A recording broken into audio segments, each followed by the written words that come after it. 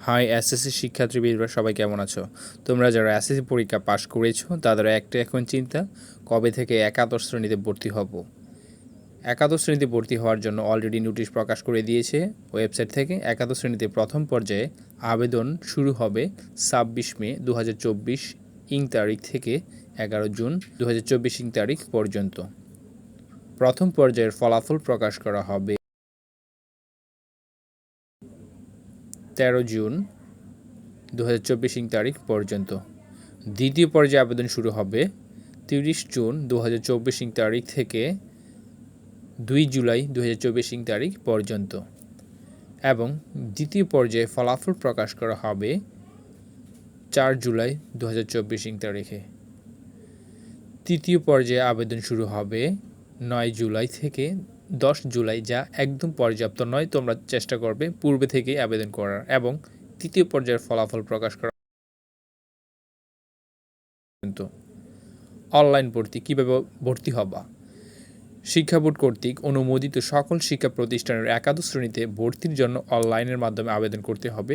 যারা ভাবতেছো অনলাইনে না অফলাইনে আবেদন করবে, তাদের অবশ্যই মনে রাখতে হবে অনলাইনে আবেদন করতে হবে।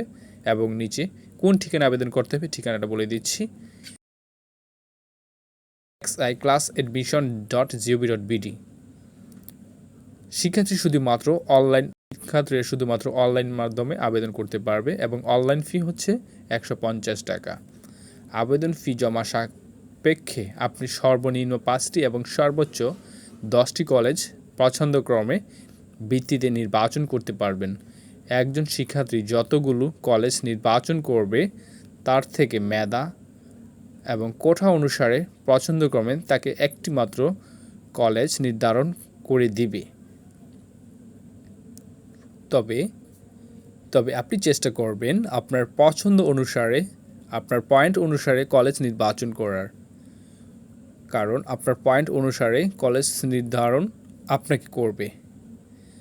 আপনার যে কলেজ ভালো লাগবে সেই কলেজটি প্রথমে দেওয়ার চেষ্টা করবেন, তারপর পর্যায়ক্রমে পরবর্তী কলেজগুলো নির্বাচন করবেন।